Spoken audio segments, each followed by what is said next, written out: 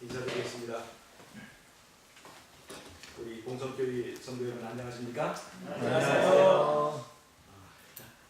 이렇게 이런 초청해 주셔서 함께 하나님 말씀을 나눌 수 있게 돼서 하나님께 감사하고 또 우리 봉성교회 목사님과 또 성도 여러분께 감사를 드립니다. 아멘. 오늘 저는 오늘 저녁과 또 내일 설교의 시간 그리고 또 오후 시간을 통틀어서 새 천사의 기별을 주제로 제가 함께 말씀을 나누고 성경을 연구하도록 하겠습니다. 제가 화이트보드를 사용해서 이제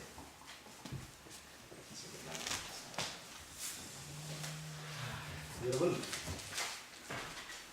죄가 무엇일까요? 죄. 영어로 죄를 sin이라고 합니다. sin. 영어로 죄를 sin이라고 합니다. 이 죄라고 하는 말의 중심에 뭐가 있을까요? 이 아이가 있죠? 이 내가 있습니다. 여러분 공감 가십니까? 네. 여러분 모든 죄의 배경에는 결국 나 중심적인 그 문제가 있습니다. 인간이 그 선악과를 따먹을 때 사단이 뱀이 이제 아담과 하와를 유혹할 때 너희가 이것을 먹으면 하나님같이 될까 하여 이것을 먹지 못하게 했다라는 말을 통해서 이것을 먹으면 네가 하나님같이 될 수 있다 하는 것을 암시해서 그 말에 넘어가서 선악과를 먹게 된 것이거든요. 즉 내 존재의 중심에 보좌가 있는데 그 보좌에 하나님이 앉으셔서 나를 지배하고 통치해 그런데 그 중심에 하나님 대신 내가 하나님 노릇 하게 되어 있는 이 구조 자체가 사실은 죄의 뿌리요 근원이라는 것입니다. 여러분 그렇게 공감이 되시죠? 여러분 이 자아가 하나님 자리에 있는 이 구조가 말이죠. 바로 죄의 가장 중요한 문제인데 여러분 아기가 한 번도 죄 행위를 하지 않아도 이 아기가 죽을 수가 있죠. 이 아이도. 왜 그럴까요? 이 아이가 태어날 때 어떤 구조로 태어나냐면 중심에 이 자아가 있는 채로 태어나기 때문에 사실 이것이 말하거나 행동하지 않아도 이미 그 자체가 존재 자체가 죄라고 하는 것입니다. 여러분 우리가 죄를 회개할 때 죄의 행위에 대한 것들은 우리가 뉘우치고 우리가 회개하고 했지만 그 행위를 있게 한 중심의 이 구조적인 문제 이 문제에 대해서 우리가 때로는 그 문제를 파악하지 못하고 행위만 가지고 하다가 사실 이 존재의 구조적인 회개를 우리가 하지 못할 때 계속해서 죄가 되풀이되는 것을 우리가 볼 수가 있는 겁니다. 그래서 문제는 중심의 이 자아의 문제, 중심에 있는 이 자아를 어떻게 이제 없앨 것이냐 하는 것이 우리가 신앙에 있어서 가장 중요한 문제라고 생각이 듭니다. 여러분 중심에 내가 있는 문제요. 이거 영어로 보면 재미있는 글자들이 많이 있습니다. pride. pride가 뭐죠? 자존심. 자존심의 중심에 뭐가 있어요? 여기도 나가 있네요. 재밌죠? 예. 이게 무슨 글자인지 우리 학생들이 알까 모르겠네. 예, 루시퍼라고 합니다. 루스벨이라고 하죠. 루시퍼의 중심에도 뭐가 있습니까? 내가 있잖아요. 여러분 좀 재밌지 않습니까? 또 이 글자도 마찬가지로 일부 아실지 모르겠습니다. 누가 한번 읽어보십시오. 우리 학생들. 바티칸이 뭡니까? 바티칸의 중심에 보면 이게 아이가 있습니다. 제가 이런 중심에 아이가 있는 글자를 가지고 성경 강의를 했더니 어떤 장로님이 한번 듣고는 사전을 다 조사했습니다. 그래가지고 중심에 아이가 있는 아주 나쁜 단어들을 얼마나 많이 했냐면 A4 용지로 석 장을 좀 빼왔습니다. 물론 이건 어떤 과학적인 근거나 신학적인 근거를 가지고 있는 건 아니지만 그래도 일단 우리가 죄의 문제를 이해하는데 상당히 도움이 되는 내용이라 생각이 들어서 이걸 제가 사용하겠습니다. 여러분, 중심에 있는 이 자의 문제, 우리에게 있는 이 문제가 어떤 문제를 이야기하는지 한번 더 자세히 보겠습니다. 여러분, 사람은 성소에 구조되어 있습니다. 사람은 짐승과 다르게 하나님을 모시기 위하여 하나님을 모시는 하나의 성소로 이렇게 만들어졌기 때문에 짐승과 다릅니다. 그래서 성소의 구조를 사람의 존재 구조에다 대입하면 거의 맞아갑니다. 성소가 지성소와 성소로 이렇게 구조가 되어 있죠. 여기가 지성소고 여기가 성소인데, 성소 여기에는 떡상이 있고 여기에는 분향단이 있고요. 여기는 촛대가 있고 여기에는 언약궤가 있지 않습니까? 여러분, 떡상은 먹는 것, 입에 관한 것입니다. 분향단은 향, 이 코에 관한 것입니다. 촛대는 눈, 보는 것에 관한 것입니다. 이거는요, 성소의 부분은 사람의 육체의 정욕에 해당되는 부분입니다. 육체의 정욕. 이 부분은요, 육체의 정욕에 해당되는 부분입니다. 육체의 정욕. 그러나 육체의 이 정욕의 단계를 넘어서 사람의 가장 중심, 그것이 마음인데, 마음에 여기에 보좌가 있습니다. 하나님의 보좌가 있어요. 하나님의 보좌가 우리의 사람의 마음의 중심에 있습니다. 사람의 지성소, 육체의 정욕을 넘어선 지성소에 하나님이 앉으시는 자리가 있다는 것입니다. 자, 그러면 보세요. 이 부분을 이제 이성의 부분이라고 합니다. 자유의지의 부분. 자유의지의 부분. 여기 정욕의 부분이고요. 여러분, 이성의 힘이 셉니까? 육체의 정욕의 힘이 셉니까? 이 정욕은 식욕, 대표적인 식욕입니다. 식욕, 성욕, 기타 육체의 모든 이 본성입니다. 이 육체의 정욕을 우리 인간의 이성의 힘으로 이길 수 있을까요, 없을까요? 이기지 못합니다. 이 육체의 정욕은 짐승들도 똑같이 있는 것입니다. 짐승도 식욕이 있죠? 그 다음에 생식 본능이 있죠? 또 이런 육체의 이 정욕은 짐승도 다 똑같이 있습니다. 그래서 이게 짐승의 정욕이라고 해도 뭐 큰 차이가 없습니다. 다만 짐승에게 나오는 것이 뭐냐면 이 하나님의 이 보좌의 자리가 없습니다. 이 사람에게만 있는 구조예요. 사람이 힘으로 코끼리를 이길 수 있어요? 못 이깁니다. 사람이 힘으로 호랑이를 이길 수 있습니까? 이길 수 없습니다. 에덴 동산에서 아담이 자기보다 힘센 사자나 호랑이나 공룡들을 어떻게 다스릴 수 있었을까요? 자기도 더 센데. 이 아담이 하나님과의 관계가 살아있을 때는 하나님의 성령의 능력이 아담에게 임했습니다. 그래서 하나님의 이 에덴 동산을 하늘과 연결하는 것은 아담을 통해서 연결되는 것입니다. 그래서 이 아담이 하늘과 연결됐을 때는 하늘의 성령의 능력이 임재하고 하나님의 임재가 있었기 때문에 짐승들이 그 아담의 말에 순종하고 따르고 그 통치에 응했습니다. 하나님과 관계가 끊어질 때는 이 짐승과 사람의 관계가, 그런 순종의 관계가 이제 깨져버렸죠. 마찬가지입니다. 사람의 이 존재 구조에서도 우리가 우리의 중심에 예수님이 왕으로 있을 때는, 즉 여기에 지성소에 하나님의 보좌의 자리에 예수님이 계실 때는 하나님의 성령이 우리에게 임해서 성령의 능력이 육체의 정욕을 다스릴 수 있게 해줍니다. 여러분 맞습니까? 성령의 능력은 사람 자체에는 없는 힘입니다. 즉 그러니까 우리가 거룩하게 되는 것은 우리의 육체를 볶음곡식이라든가 또 어떤 음식을 먹어서 정결케 하고 해서 내가 거룩해지는 것이 아니라 내가 믿음으로 하나님과 연결해서 예수님이 내 안에서 왕이 되실 때 하나님의 성령, 즉 내 육체에는 없는 위로부터 내려주시는 능력이 나를 육체를 다스릴 수 있는, 육체 정욕을 다스릴 수 있는 힘을 얻게 하고 그 육체에 없는 성령의 능력이 나를 거룩하게 한다고 하는 것을 이 구조를 통해서 이해할 수가 있습니다.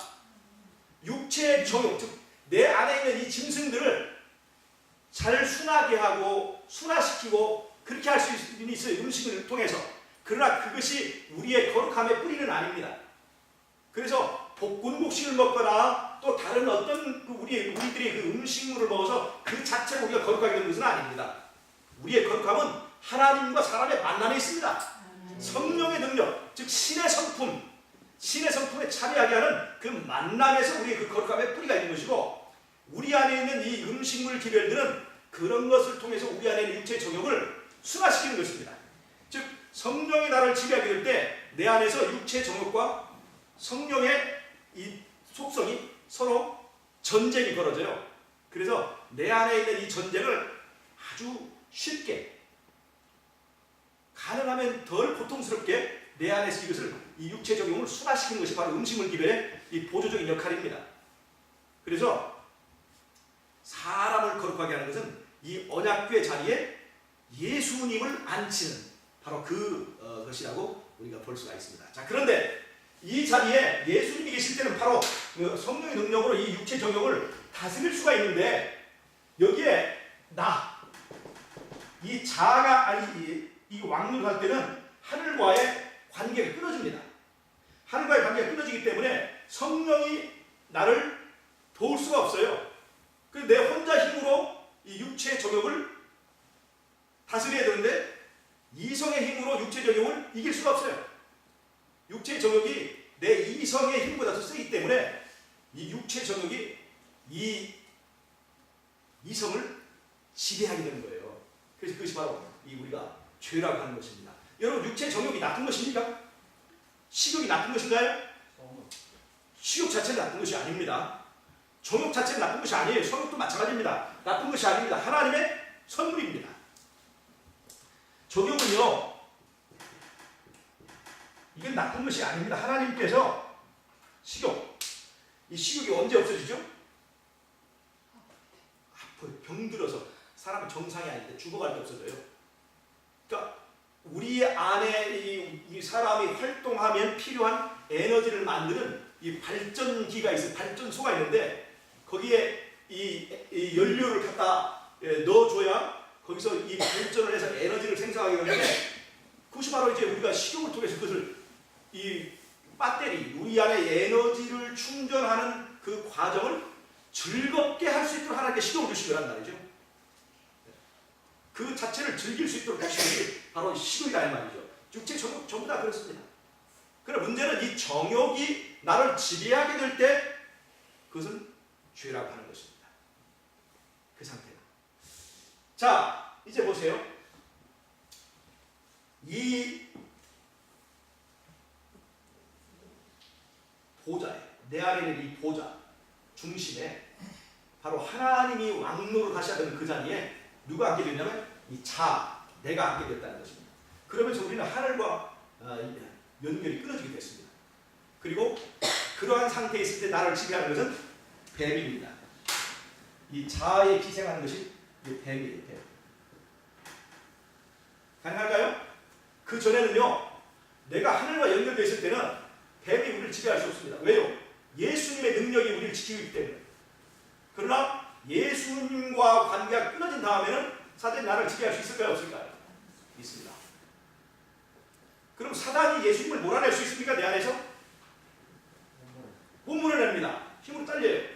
근데 예수님은 사단보다 힘이 세고 누구보다 힘이 센데 단 한 가지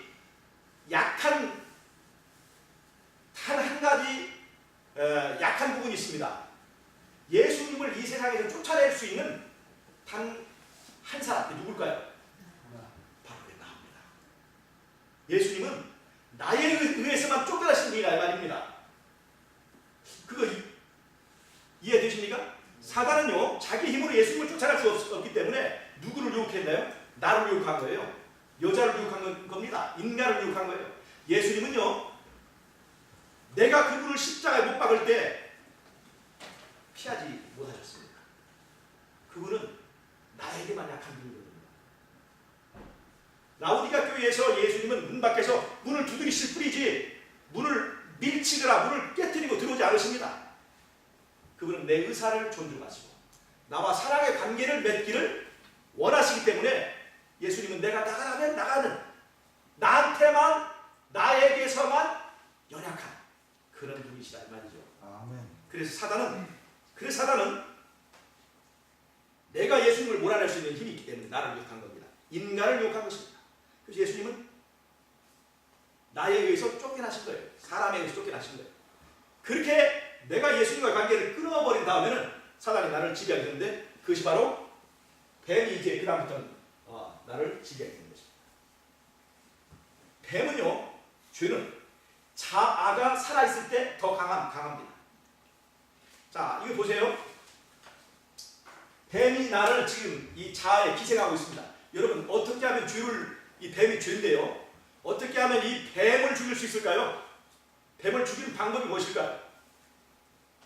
뱀은 지금 어디에 기생하고 있어요? 자아에 기생하고 있습니다.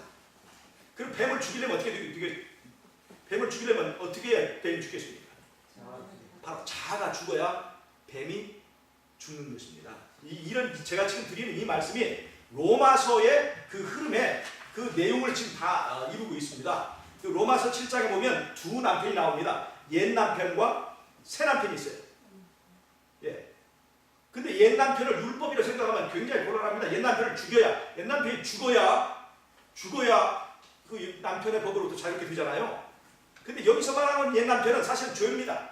그건 뱀이에요. 자아에 기생하고 있는 뱀입니다. 근데 이 뱀이 자아에 기생하면서 남편으로서 하고 있습니다. 근데 남편이 죽어야 돼. 이 뱀이 죽어야 되는데 뱀이 죽어야만 내가 이 옛 남편, 이 죄의 법으로부터 자유롭게 되는데 뱀이 죽으려면 내가 죽어야 된다는 거죠. 내가. 이 자아가 죽어야 된다는 겁니다. 자아가 죽으면 그때 죄가 죽고 뱀이 죽는다는 것입니다. 그리고 내가 죽은 자리에 예수님이 내 안에서 왕으로 부활하면서 새로운 새 남편의 시대가 열리는 것을 이 로마서 7장은 그 관계를 잘 설명하고 있습니다. 이 옛 남편을 율법에다 적용하는 것은 일반 개신교에서 하는 그 해석법이죠. 율법에서 자유롭게 되었다. 옛 남편으로부터 자유롭게 되었다고 설명하지만 그것은 잘못된 것입니다. 율법이 아니라 그거는 네 자아에 기생하고 있는 그 뱀, 죄를 말하는 것입니다. 자, 그런데요.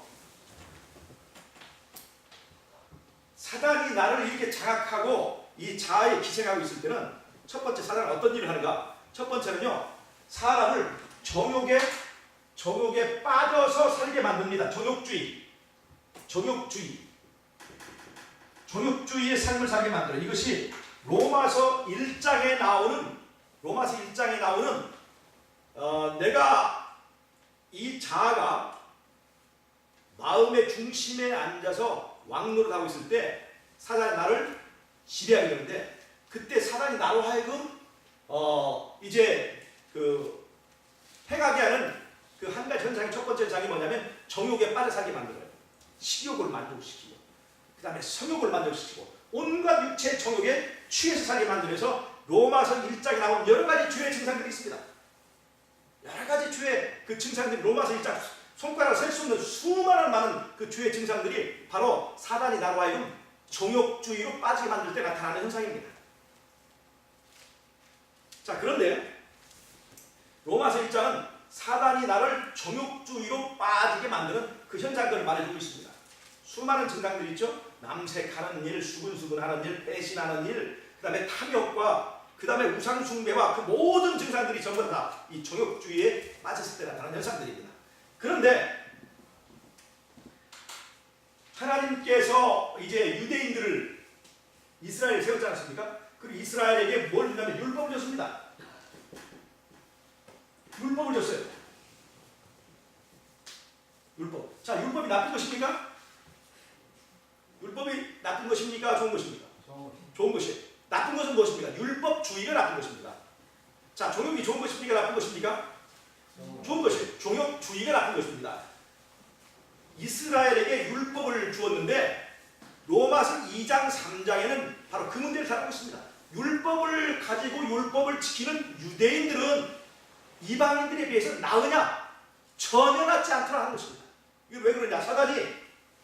사단이 한편으로는 이렇게 율법이 없는 백성들은 정말 정욕으로 빠져서 정욕주의에 빠져서 정욕의 노예가 되게 하고, 율법이 있는 백성들은 반대 방향으로 율법주의가 되게 만들어버린다는 것입니다.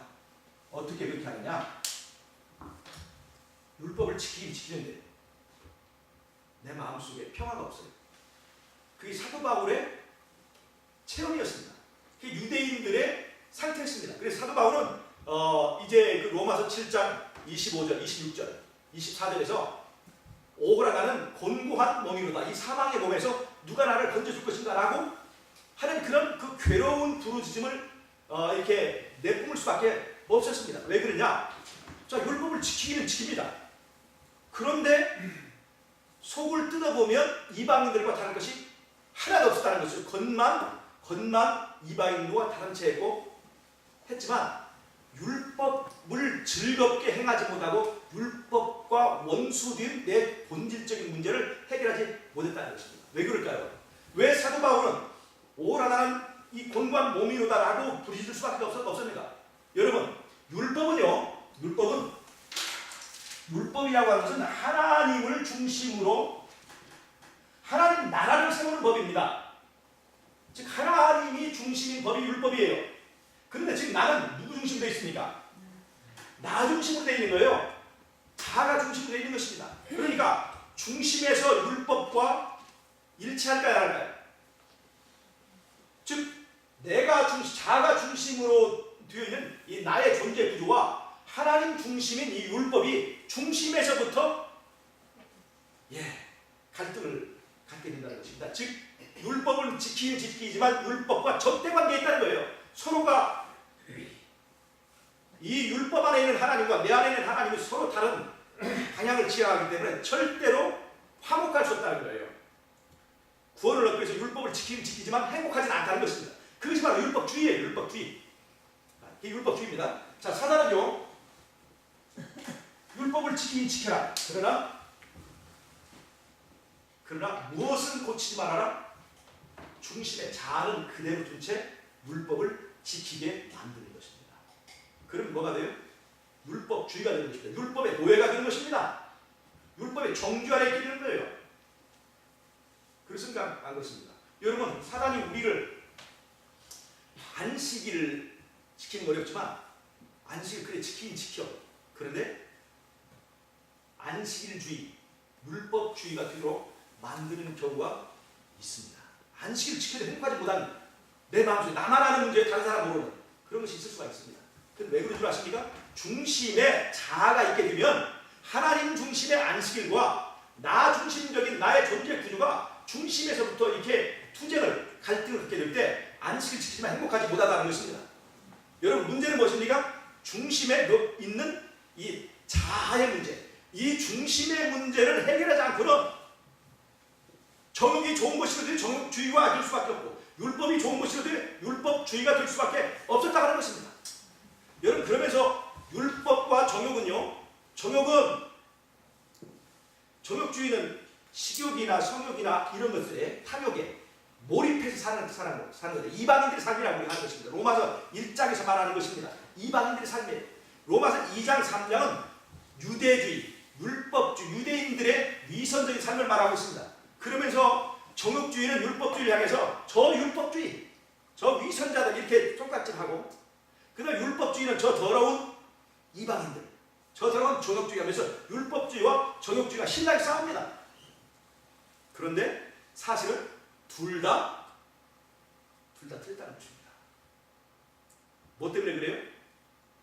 중심의 문제를 해결하지 않으면 다 율법주의든지 정욕주의든지 결국 우리는 노예 상태에서 벗어날 수 없게 된다고 하는 것입니다. 여러분, 믿음이라고 하는 것은 무슨 말하는 것인 줄 아십니까? 요한복음 3장 16절에서 하나님이 세상을 이처럼 사랑하사 누구를 주셨으니? 독생자를 주셨으니 이는 저를 믿는 자마다 멸망치 않고 영생을 얻게 하려 하심이라고 했죠. 이 독생자가 누굽니까? 예수님이죠. 이 독생자가 창세기 3장 15절에서 약속한 여자의 후손입니다. 이 여자의 후손이 뱀의 머리를 상하게 할 것을 예언했습니다. 그 여자의 후손을 믿는 것입니다. 그 여자의 후손이 내 안에 와서 왕노릇 할 수 있도록 내 안에 왕으로 그분을 모시는 것이 바로 믿음이에요. 믿음. 그게 믿음이에요. 중심을 개혁하는 것이 믿음입니다. 내 안에 있는 지성소를 개혁하는 것이 바로 그 진짜 믿음이라고 하는 것입니다. 여러분, 우리 재림교회가 전하는 마지막 때에 전하는 이 기별들 보면요, 첫 번째 믿음으로 말미암는 의, 로마서.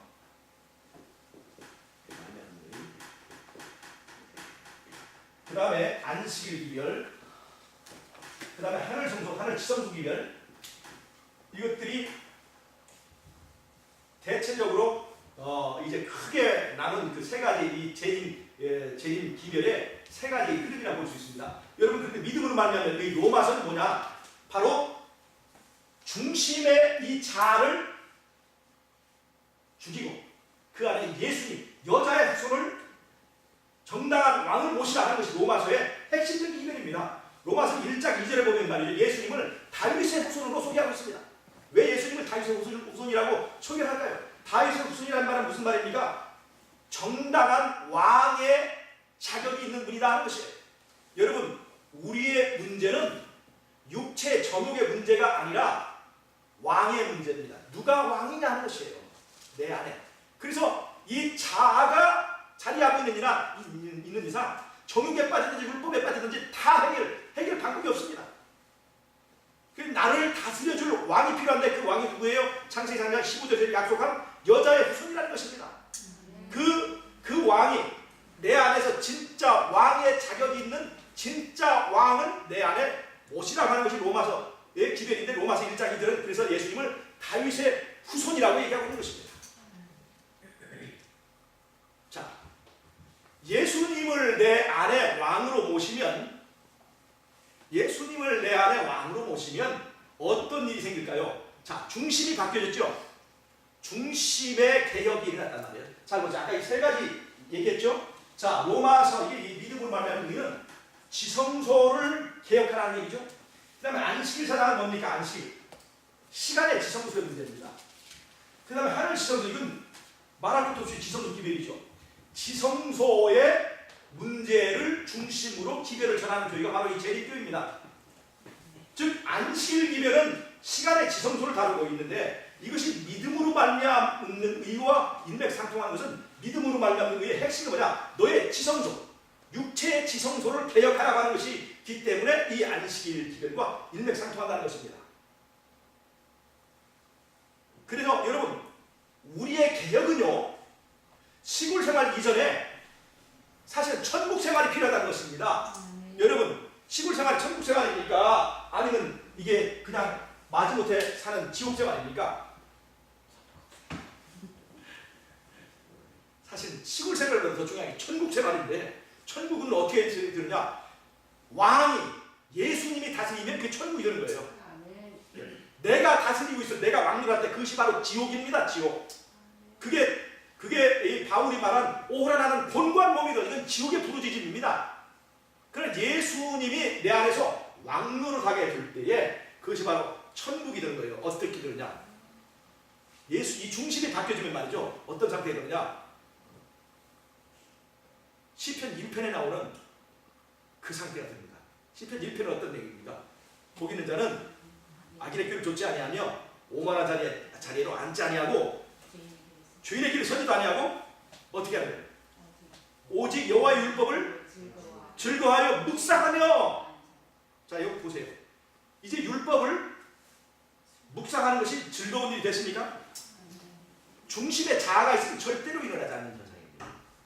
중심에 자아가 있으면 율법과 원수지가 있어 있어요. 그가 행복하지 못합니다.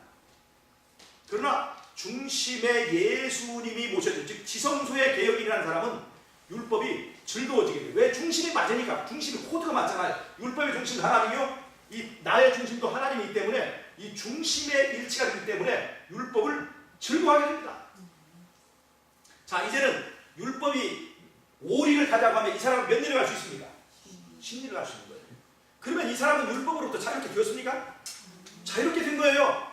이제 자기가 알아서 이제 10리, 100리를 갈 수 있는 사람인데 오리를 요구하는 것이 이게 무슨 짐이 되고 부담이 되겠습니까? 아무런 부담이 되지 않는 거예요. 율법으로부터 자유롭게 된 것입니다. 율법의 노예 상태에서 벗어나게 된 겁니다. 맞습니까? 갈라디아서는 바로 이 얘기를 하고 있어요. 사람이 어떻게 율법으로부터 자유롭게 될 것이냐?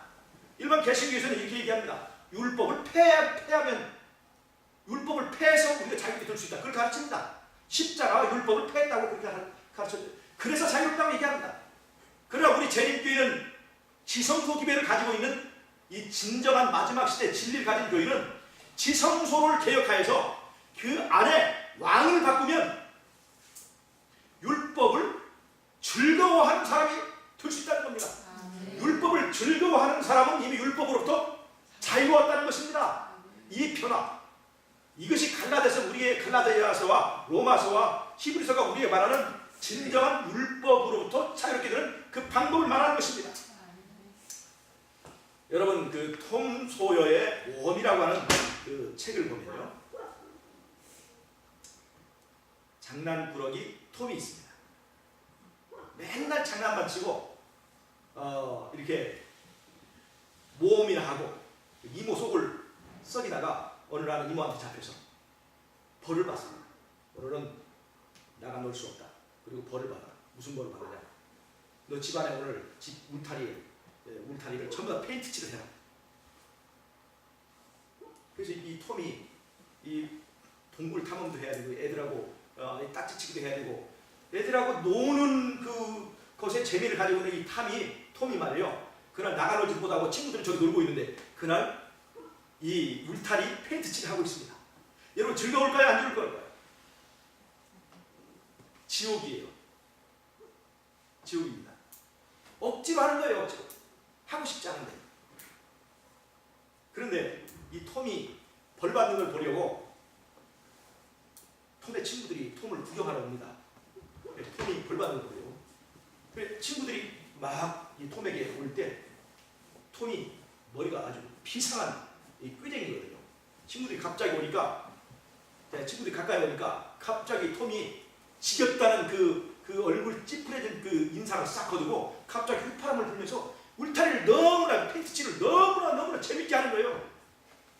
막 페인트를 막 이렇게 어떤 때는 십자로 그리고 이렇게 무슨 가정 기법을 내셔면서 너무나 이 페인트칠을 막 이 친구들 앞에서 즐겁게 하는 거예요.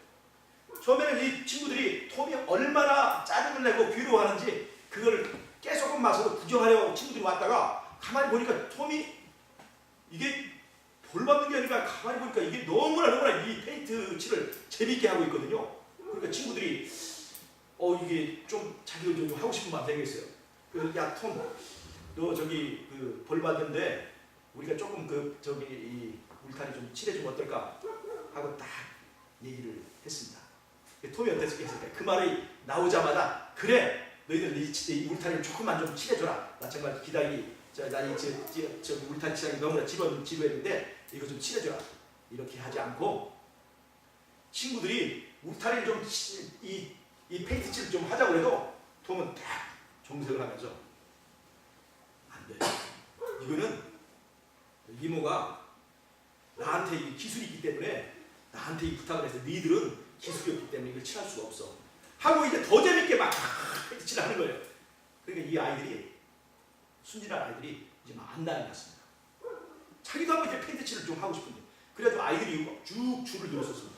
이제는 그 아이들 세계에서는 통하는 딱지, 내 딱지 줄게, 먹던 사과 줄게, 구슬 줄게, 자기의 장난감을 주면서 톰에게 좀 제발 좀 울타리를 좀 칠할 수 있는 기회를 달라고 아이들이 줄을 쭉 들었었습니다. 그러니까 그때가 됐을 때 톰이 이제 그 아이들의 장난감도 받고 사과도 받고 구슬과 딱지를 받으면서 거기에 맞는 그 상품에 맞는 그 가격대로 이제 울타리를 어떤 아이는 5칸을 칠하고 어떤 아이는 10칸을 칠하고 이렇게 나눠주면서 이제 그 감독만 하는 겁니다. 사과를 먹으면서 딱지를 세면서 이제 아이들 감독하면서 야 너 저기 5칸 너무나 많이 칠하면 안 돼. 너무나 많이 칠하면 안 돼. 잘 칠해야 돼. 그럼 이 아이들은 어떨까요? 이 아이들은요 지금 이제 페인트 칠을 하고 있는 이 아이들은요 이 재미있는 일일까요? 아니면 지옥 같은 일일까요? 지옥 같은 일이 아니라 너무나 재밌는 거예요. 야, 벌써 5칸, 4칸이나 다 칠해버렸는데 입맛을 쩝쩝 다시면서 그 다음에 야, 너 이제 그만하고 내놔 할 때 아쉬워서 나가는 거예요. 여러분, 톰이 벌 받으면서 칠한 울타리 칠할 때의 그 상태와 그 일이 좋아서 딱지 주고 사과 주고 구슬 주고 칠하는 아이들의 상태가 같아요, 달라요? 다른 것입니다. 좋아서 그 일을 하는 사람은 이미 그 일로부터 자유워진 것입니다. 여러분, 뭐가 중요한 거예요? 마음의 변화가 중요한 것이다 이 말이에요. 마음의 변화가 육체의 정욕의 문제가 있는 것이 아니고 율법의 문제가 있는 것이 아니라 어디에 있다? 내 마음속에 문제가 있다는 것이 지성소의 문제가 있다는 것입니다. 이 지성소의 개혁이 오늘날 우리가 살아남는 가장 중요하고 가장 본질적인 문제라고 하는 것입니다. 내 중심이 바뀌어지면 내가 사람이 바뀌어진다는 겁니다. 여러분, 마음을 바꿀 수가 있습니까? 이 마음은요 사랑에만 반응하게 되어 있습니다. 사랑에만. 마음은 마음대로 되지 않는 유일한 것이에요. 마음이 마음대로 되던가요? 안 돼요. 그래서 문제입니다. 이 마음은 사랑에만 반응하게 되어 있습니다. 사랑에만. 그래서 예수님이 위대한 분이에요. 십자가의 사랑이 내 마음을 바꿀 수 있는 이 세상의 유일한 능력을 가진 그 힘이기 때문에 그 예수님이 우리에게 소중한 것입니다. 하나님이 나를 위하여 그분의 가장 아끼는 것, 이 세상, 이 우주보다 더 좋은, 더 귀한 그분의 독생자를 아끼지 않고 나를 위하여 희생하는 그 하나님의 진실, 그 사랑이 내 마음에 자아가 죽고 예수님이 내 안에서 부활할 수 있게 만드는 그 변화를 가져올 수 있는 유일한 힘이라는 것입니다. 이것이 석가모니가 흉내낼 수 없고 또 소크라테스나 공자님이나 세상의 현인들이 흉내낼 수 없는 바로 천하 인간의 구원을 얻을 만한 다른 이름이 없는 바로 그 이유입니다. 하나님의 사랑만이 내 지성소의 개혁을 가져올 수 있다는 것입니다. 여러분, 이 지성소를 개혁하는 것이 진정한 믿음으로 만나는 의입니다. 이 중심의 가장 깊은 곳에서의 변화가 일어날 때 그것은 거기서 끝나지 않고 내 삶을 바꿔버립니다. 내 행동을 바꿔버립니다. 내 품성을 바꿔버린다는 것입니다. 그것을 여러분 믿으십니까? 이건 나를 믿는 것입니까? 예수님을 믿는 것입니까? 예수님의 능력이 내 사람을 바꿀 수 있는 거 믿으십니까? 여러분, 이 육체는요 변화가 됩니까? 안 됩니까?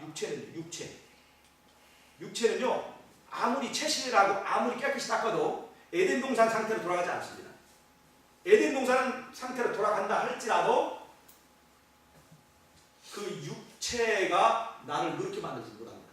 이 육체가 변화된 것은 예수님 재림 때 변화됩니다. 그럼 예수님 재림 전에도 우리는 무엇을 바꿀 수 있느냐? 마음을 바꿀 수 있다는 거예요. 내 지성소의 주인을 바꿀 수 있다는 겁니다. 이것이 바로 변화라는 것입니다. 이 중심에서의 변화를 올바르게 되면 사람이 바꿔진다는 것입니다. 사람이. 품성이 바꿔진다는 거예요. 행동이 바꿔진다는 것입니다. 여러분, 내 중심에 예수님이 모셔지게 되면 내 안에 십계명이 새겨집니다. 십계명이 새겨져요. 그러면 십계명 지키는 것이 즐거워지는 거예요. 율법이 즐거워져요. 그러면 내 안에 천국이 이루어집니다. 내 안에 천국이 이루어지는 거예요. 그 다음에 이 십계명 지키는 것이 이 십계명적 마음이 내 안에 이제 형성이 되면 이것이 십계명적 행동으로 나타납니다. 십계명적 행동이 더 깊어지면 십계명적 습관이 됩니다. 십계명적 습관이 더 깊어지면 십계명적 품성, 즉 십계명적 사람이 되는 것입니다. 그 사람을 바꾸는 거예요. 사람을 바꾸는 것입니다. 이것을 우리가 믿는 것입니다. 여러분 생각해 보세요. 나를 한번 보세요. 내가 얼마나 부족한 사람인가. 여러분 우리들 자신 한번 보세요. 변화가 가능할 것 같습니까? 신앙을 오래 했지만 오래는 했는데 변화는 안 됐다는 거예요. 제가 예전에 아치레에 있었는데 아치레에 갔을 때 이 애들을 좀 데리고 같이 공부도 하고 같이 이제 일도 하고 그랬는데 이 꼬마들 간에요, 이 애들 간에 서열이 있습니다. 아치레에 몇 년간 있습니다. 하는 것이 처음 오는 신참, 왜냐하면 그 주일이 엄하기 때문에 놀다가 지네들끼리 야 너는 온 지 얼마 됐어? 나 3개월 됐는데 그러면 하나가 으쓱합니다. 6개월이야. 완전히 약해 주는 거예요. 기준으로. 그리고 어떤 애가 3개월, 6개월 가고 있는데 한 아이가 꼬마가 비슷하게 빙긋이 웃고 있어요. 너는 얼마 됐니? 그러니까 나는 10년 됐어요. 그러니까 완전히 6개월짜리, 3개월짜리 전부 다 완전히 꼬랑지 내리는 거예요. 나이도 작은데. 근데 어떤 애가 말해요. 그렇게 하고 있는데 그 10년짜리한테 야 근데 10년 동안 너는 얼마나 변화됐어? 딱 말하니까 얘가 갑자기 10년짜리 고참이 꼬랑지를 내리면서 변화는 안 됐어. 그러는 거예요. 그러니까 이게 이 계급이 아무런 야 그럼 그날 그 서열은 아무 의미 없게 돼요. 쉽지 않은 거예요. 여러분 어떻습니까? 여러분 신앙 20년 하신 분하고 10년 하신 분하고 처음에 말이죠. 신뢰 받고 하니까 신앙 10년 했다는 사람이 좀 하늘같이 느껴지더라고요. 여러분 10년 하신 분도 있고 30년 하신 분들이 계시죠? 근데 문제는 내가 잘 변하지 않는다는 겁니다. 문제는 어디 있을까요? 나에게 있어요. 나에게 있어요. 율법에 있는 게 아니에요. 내 안에 있어요. 시골 생활이 더 중요한 생활이 바로 내 안에 일어나는 천국 생활입니다. 천국 생활. 천국 생활을 이루지 못한 사람은요 시골 생활 성공하지 못합니다. 시골 생활을 하긴 했는데 뭐는 고치지 않았어요? 이 내 안에 지성소는 계획하지 못했다는 것이죠. 시골 생활하는 사람들이 말이에요. 시골 생활하면서 더 이기적인 사람이 있어요. 그런 사람 성공하지 못합니다. 중심에 자아가 있고 이 자아의 문제를 해결하지 못하면 절대 우리 구원받지 못하고 앞으로 환난이 나도 그 환난을 이길 수 없습니다. 사람이 어떻게 율법의 요구를 채울 수 있느냐? 이거는 인간으로서는 감당할 수 없는 문제입니다. 인간의 힘으로는 불가능한 일이에요. 그러나 내 안에 예수를 모실 때 그 율법의 요구를 채우고도 남게 만드는 것입니다. 앞으로 환난이 닥칠 때 인간의 힘으로 감당할 수 없습니다. 매매권도 없이 어떻게 우리가 살아갈 수 있습니까? 야곱의 환난 때 우리가 어떻게 살아갈 수 있어요? 이 환난을 감당할 수 없습니다. 그러나 내 안에 예수님이 모셔지면 그것을 감당하고도 남게 된다는 것입니다. 그래서 14만 4천의 특징이 뭐냐? 어린 양이 어디에 이끌든지 따라가는 상태예요. 이게 예수님과의 관계입니다. 중심의 문제가 해결된 사람이라고 하는 것입니다. 이해가십니까? 정욕주의도 율법주의도 다 틀렸습니다. 그러나 정욕도 나쁜 것이 아니고 율법도 나쁜 것이 아닙니다. 십자가는 정욕도 패하지 않았고 율법도 패하지 않았습니다. 십자가가 정욕을 패했습니까? 왜? 정욕이 원래 나쁜 것이 아니기 때문에 그래요. 십자가 율법을 패했습니까? 율법은 원래 나쁜 것이 아닙니다. 문제는 어디에 있어요? 죄라고 하는 건 중심에 자아, 이 자아의 문제이기 때문에 십자가는 뭐를 못 박는 겁니까? 이 자아를 못 박는 것입니다. 왜요?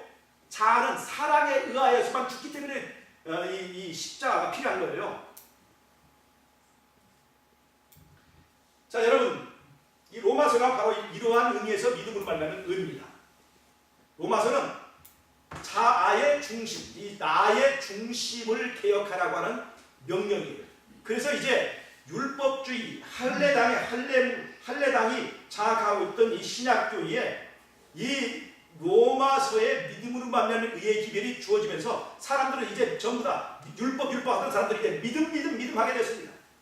그래서 온 천지에 믿음이 꽉 차고 있습니다. 서울에 갔을 때 남산에 올라가 보면 십자가, 여기도 십자가, 저기도 십자가 다 있고 그 다 믿음을 가르치는 데예요. 근데 예수님은요, 이 세상에 그렇게 믿음이 많은데 예수님이 볼 때는 인자의 날에 너희가 믿음을 보겠느냐 그렇게 얘기했어요. 예수님이 생각하는 믿음과 사람들이 생각하는 믿음은 다르다는 것입니다. 여러분 보세요. 이 로마서의 기대를 듣고 사람들은 믿음주의를 주장하게 됐습니다. 그런데 믿음이 지식으로 끝나고 믿음이 환상으로 끝나고 중심의 문제를 해결하지 않은 채로 내가 믿었다고 생각할 수가 있습니다. 즉 믿음이 내 중심의 자아를 개혁하지 못한 상태에서 내가 믿었다고 착각할 수 있다는 것이에요. 대다수의 믿음이 그것입니다. 자, 믿음이 지식으로 끝나고 중심을 해결하지 못한 상태에서 믿고 있으면 중심이 개혁됐습니까? 안 됐습니까? 중심은 그대로 있어요. 이 사람이 율법을 볼 때 율법과 적대감이 있을까요? 없을까요? 아주 있어요. 중심이 있기 때문에 중심의 문제가 해결되지 않았기 때문에 율법을 보면 율법과 원수지간이에요. 아직도. 근데 이런 사람이 어떻게 율법으로부터 자유롭게 될 수 있느냐? 중심은 고치지 않고 중심을 고치기를 거부한 사람이 율법으로부터 자유롭게 되려면 어떻게 될까요? 그래서 율법을 폐해야 되는 거예요. 율법을 십자가 폐했다고 하는 이론이 거기서 나온 겁니다. 중심은 고치지 않았으면서 믿었다고 생각하는 사람들이 자기 자신을 자유롭게 하기 위해서 십자가가 율법을 폐했다라고 하는 이론을 만들어낸 것입니다. 무슨 말인지 아시겠습니까? 믿기는 믿는다 이거예요. 사단은 믿으라고 합니다. 많이 믿어라. 하지만 무엇은 손대지 말아라? 중심은 손대지 말아라. 사단의 전략입니다. 여러분 시골 생활 많이 해라. 안식일 많이 지켜라. 헌금도 많이 내라. 하지만 무엇은 바치지 마라? 마음은 바치지 마라. 중심은 손대지 마라. 이것이 사단의 전략입니다. 여러분 아까 이제 처음으로 들어갔어요. 자, 죄라고 하는 것은 뭐라고 그랬죠? 신인데 죄가 신이죠? 중심에 뭐가 있는 거예요? 중심에 내가 있는 거예요. 이 자아가 문제입니다. 신이에요, 신. 이 자아가 문제예요. 이 자아를 어떻게 없애야 될까? 여러분, 이 중심에 자아가 있는 사람은요, 언제든지 혼자만 생각합니다. 혼자만 생각해요. 중심에 자아가 있는 사람은요, 여럿이 함께 살아도 항상 혼자뿐입니다. 외로워요. 군중 속에 있어도 고독합니다. 이 중심에 자아가 있는 사람은 바로 그 상태에 있어요. 그런데 이제 예수님을 만난 사람은 사랑하게 됩니다. 사랑은 뭐를 말해요? 함께 사는 것입니다. 하나님과 사람이 이제 함께 사는 것입니다. 그게 뭐예요? 하나님이 우리와 함께 계시다. 그 이름이 뭐예요? 임마누엘. 예수님은 임마누엘이 되기 위해서 오신 거예요. 나와 함께 살기를 원하시는 거예요. 예수님이 내 안에 들어오셔서 나는 쫓아내고 예수님 혼자 살겠다는 게 아니라 너와 내가 함께 살자 하는 것이에요. 함께 살자. 함께 사는 사람은요, 이제는 내가 사는 것이 아니고 우리가 사는다. 우리. 영어로 우리가 뭐죠? 우리. 이제 나 대신에 우리가 사는 거예요. 하나님과 사람이 우리가 함께 사는 겁니다. 천사와 사람이 우리가 함께 사는 거예요. 사람과 사람이 비로소 그때서야 함께 사는 것입니다. 남편과 아내가 비로소 그때가 우리가 되는 거예요. 우리가 사는 것입니다.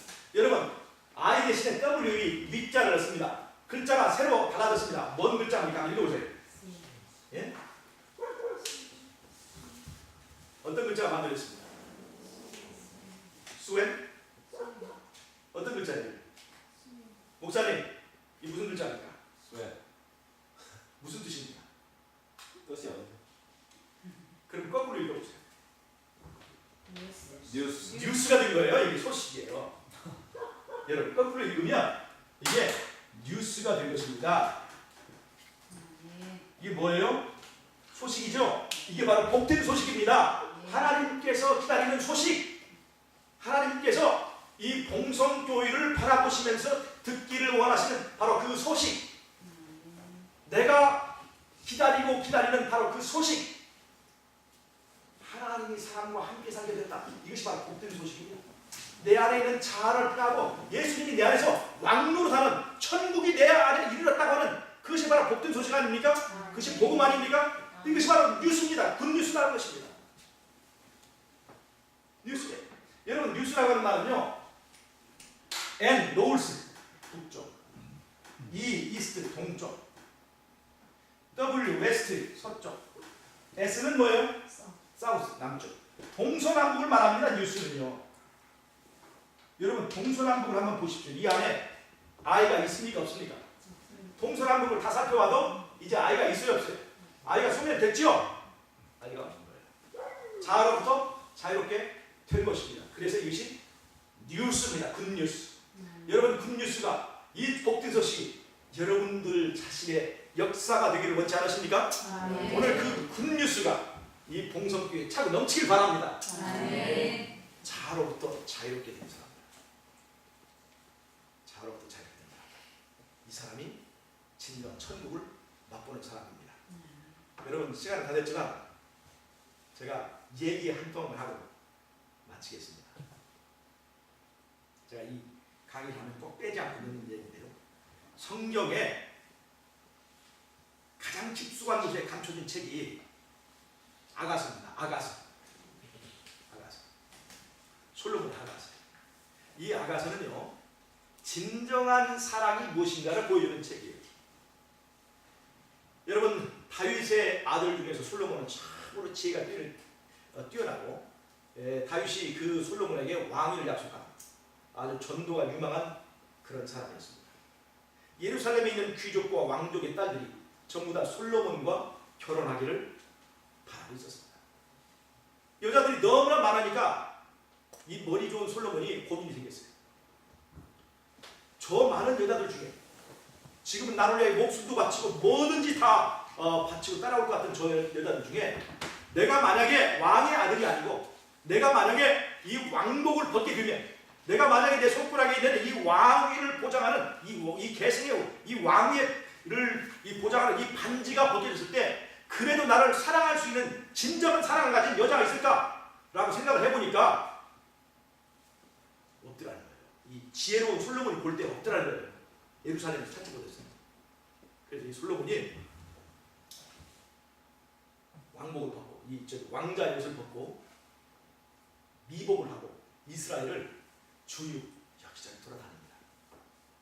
뭐를 찾으러요? 진정한 사랑을 찾으러 돌아다녔습니다. 여러분 그런 여자가 있을까요? 어떻게 장모님, 우리 사모님이 그런 사람입니까? 아니에요. 솔로몬이 그 여자를 찾으러 갔다가 한 사람 만났어요. 그게 바로 술람미 여자예요. 술람미 여자. 왕자의 옷이 아니고 허름한 목동의 옷을 입고 다니다가 술람미라고 하는 동네에서 그 집 목장 주인, 목장집 딸하고 사랑에 빠졌습니다. 근데 그 술람미 여자는 솔로몬이 왕자인 줄 몰랐습니다. 그저 그냥 이렇게 준수한 그냥 머슴인 줄 알았어요. 목동인 줄 알았다고요. 그런데 그것이 중요하냐? 신분이 중요하냐? 네 사람이 중요한 거지. 너를 보면 볼수록 정말 멋지고 너를 보면 목동인데도 굉장히 지혜로운 눈빛이고 그래서 이 술람미 여자하고 솔로몬이 진정한 사랑을 나누게 되었다는 것입니다. 솔로몬이 확인했어요. 이 여자는 정말 내가 부자인 줄도 모르고 내가 높은 신분이 있는 것들도 모르고 나를 정말로 사랑하는 여자라는 것을 확인하게 됐습니다. 그런데 예루살렘에서 소식이 왔어요. 다윗 왕이 너무나 늙어서 이제 왕위를 솔로몬에게 물려줘야 되기 때문에 사자를 보내서 솔로몬을 왕궁으로 빨리 오라고 사자가 은밀하게 와서 소식을 전했습니다. 솔로몬이 그 술람 여자에게 얘기합니다. 내가 잠깐 있다가 다시 올 것이니까 내가 올 때까지 기다릴 수 있겠느냐? 이 여자 뭐라고 했을까요? 기다릴 수 있겠다. 당신은 기다리겠다. 하고 이제 서로 간에 언약을 한 다음에 그 솔로몬은 예루살렘으로 왕궁으로 돌아갔습니다. 이 술람 여자는 어디 간지도 모르지만 하여튼 갔어요. 술람 여자는 이 솔로몬이 자기를 떠나간 후에도 이제 계속해서 집에서 이제 일을 하고 있는데 아버지가 그 딸이 이제 관연이 되니까 자꾸 시집가라고 할까요? 안 할까요? 자꾸 시집가라고. 그럼 이제 너 시집가라. 저 누구한테 시집가라. 그러면 이 술람 여자가 간다고 할까요? 안 할까요? 안 간다. 생각해보세요. 그 당시에 가부장적 이 구조를 가진 그 당시의 시대에서 아버지가 주는 혼처를 마다하고 시집을 안 가는 이 처녀가 얼마나 집안에서 어려운 형편에 있겠는가 생각해보세요. 말을 듣지 않습니다. 그 오빠들이 막 저기를 막 핍박을 하는 겁니다. 말을 아무리 협박을 하고 아무리 뭐라고 해도 이 아이가 이 처녀가 말을 듣지 않는 거예요. 누가 시집을 가려고 하지 않는 거예요. 그래서 이 자기 여동생을 넌 그러면 여기서 이제 양이나 치라. 넌 밭에 가서 일이나 포도원이나 지켜라. 해가지고 바깥으로 내보라 그래요. 그래서 뼈가 끝에 이 술람 여자 얼굴이 새까맣게 타고 양치는 아주 그냥 그 촌뜨기가 돼버렸어요. 그런데 이 술람 여자는 내 사랑하는 그 목동이 나를 만나러 다시 올 거야 라고 하는 그거 하나 그 희망을 가지고 기다리고 살고 있었습니다. 그런데 솔로몬이 바로 왔으면 좋겠지만 왕이 된 다음에는 왕궁도 지어야죠. 성전도 지어야 되죠. 이런 일들을 하다 보니까 세월이 그냥 지나가고 있습니다. 빨리 오고 싶었지만 자기 마음은 빨리 가서 술람 여자를 왕궁으로 데려오고 싶었지만 왕으로서 해야 될 어떤 일들 때문에 빨리 가지 못했습니다. 그동안에 술람 여자는 그 집에서 천덕꾸러기로 세월을 지내고 있었습니다. 그날 또 술람 여자는 이제 오빠들의 그 명령에 어쩔 수 없이 양떼를 끌고 양을 치고 있었는데 그 동네에 소문이 들리는데 다윗 왕의 뒤를 이어서 솔로몬이라고 하는 아주 지혜로운 아들이 그 다윗 왕의 뒤를 이어서 왕이 되는데 그 솔로몬 왕이 이 동네를 지나간다.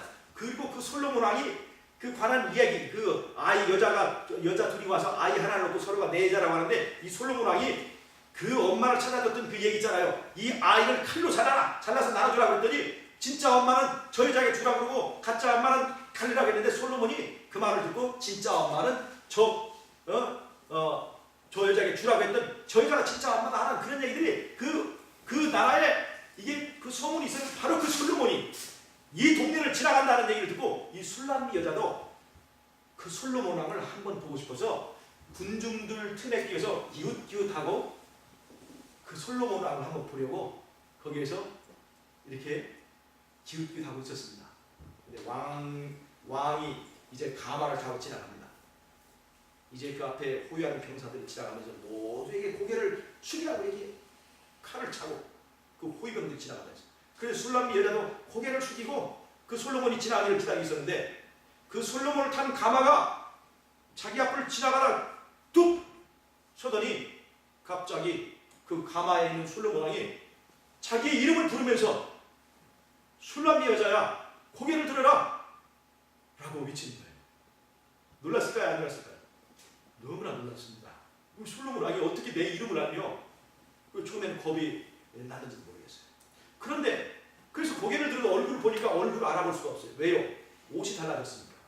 전혀 다른 브랜드로 왔기 때문에 이제 그 솔로몬을 알아볼 수가 없었어요. 근데 왠지 낯이 있고 왠지 다정한 음성. 어디서 봤을까? 누구일까? 솔로몬이 다시 고개를 들어서 나를 자세히 보아라. 나를 모르겠느냐? 하고 춘향이가 이몽룡을 바라보듯이 바라보았더니 아니 솔로몬 왕이 누구예요? 자기를 사랑하고 내가 다시 올 테니 너는 나를 기다리고 있으라고 말했던 바로 그 사람인 것을 알고 이 술람 여자는 너무나 깜짝 놀라면서 그때 솔로몬이 야 너 나랑 같이 가자. 그런데 술람 여자가 아이고 죄송합니다. 제가 1년 전 결혼해서 애 낳았어요. 이렇게 했으면 이거는 아무것도 아니에요. 근데 그때까지 솔로몬을 기다리고 있었다는 것입니다. 여러분, 이 아가스의 얘기는요, 예수님과 우리의 사랑의 얘기 아닙니다. 예수님이요, 왕의 옷을 벗고 이 땅에 오셔서 가난한 목수의 아들로서 이 땅에 사시고 이 땅에 두고 다니면서 예수님을 정말로 진짜로 사랑하는 그 사람들을 찾기 위해서 이 땅에 오셨습니다. 예수님이 부귀영화를 약속하지 않고 매매꾼을 주지 못할지라도 떡을 풍성하게 주지 못할지라도 예수님과 함께하는 것이 좋아서 어린 양의 어둠에 이끌려 따라가기를 원하는 그 사람들을 예수님은 다시 데리러 오겠다고 약속하시고 하늘로 가셨다는 것입니다. 그분이 다시 오실 것입니다. 솔로몬이 술람 여자를 데리러 온 것처럼 그분이 나를 데리러 오실 것이라고 하는 것입니다. 여러분, 기다릴 것입니까? 예수님을 진짜로 사랑하는 사람이 기다릴 수 있습니다. 예수님을 진짜로 사랑하는 사람이 야곱의 환난 유일변명을 이길 수 있습니다. 여러분, 사랑할 때 자아는 녹아집니다. 예수님과 사랑에 빠진 사람이 내가 없어지고 우리 함께 사는 사람이 됩니다. 이러한 사랑을 체험하지 못하면 여러분, 천국과 거리 멉니다. 아시겠습니까? 이런 사랑을 꼭 하실 수 있기를 바랍니다. 아멘. 이런 사랑을 해야 내 안에 천국이 이루어지고 내 안에 자아가 죽여지고, 자아는요 절대로 어떤 힘으로 죽지 않습니다. 세상의 이론으로도 돈으로도 어떤 압력과 힘으로도 이 자아는 죽지 않아요. 이거는 예수님이 나를 사랑하시는 그 사랑을 깨닫고 그 사랑에 의해서만 이 자아는 녹아진다는 것입니다. 그럴 때 우리는 함께 사는 게 되는 거예요. 예수님과 그 내 안에서의 함께 사는 천국이 이루어질 때 나는 율법을 즐거워할 수 있게 되고, 율법을 즐거워할 수 있는 사람만이 율법을 지킬 수가 있습니다. 내 안에 천국이 이루어진 사람만이 흠없는 품성을 갖출 수가 있다는 것입니다. 여러분, 이것이 가능합니까? 저에게도 가능하겠습니까? 여러분들에게도 그것이 가능하겠습니까? 우리 같은 사람들은 그것이 가능하겠냐 이 말입니다. 가능하다고 하는 것입니다. 그래서 이것이 복음이에요. 여러분, 승리하는 사람이 되십시다. 사랑하는 사람이 이길 수 있습니다. 이기는 자만 하나님을 갈 수 있습니다. 이기는 믿음이 진짜 믿음입니다. 이러한 믿음으로 승리하시는 저와 여러분이 되시길 바라면서 말씀 마치겠습니다. 제가 기도하고 마치겠습니다. 집사님, 기도하고 바꿔주세요. 하나님, 우리 아버지, 예수님과 사랑하여서 자아가 죽고 예수님과 내가 함께 가는, 그래서 어린 양의 어디를 끌어 따라가는 믿음을 가진 사람들이 되게 하여 주시옵소서. 아멘. 그래서 우리는 뉴스, 소식을 가진 사람이고, 그래서 우리는 승리하는 사람이 될 수 있도록 우리 하나님 축복해 주시옵소서. 아멘. 예수님의 이름으로 기도합니다. 아멘.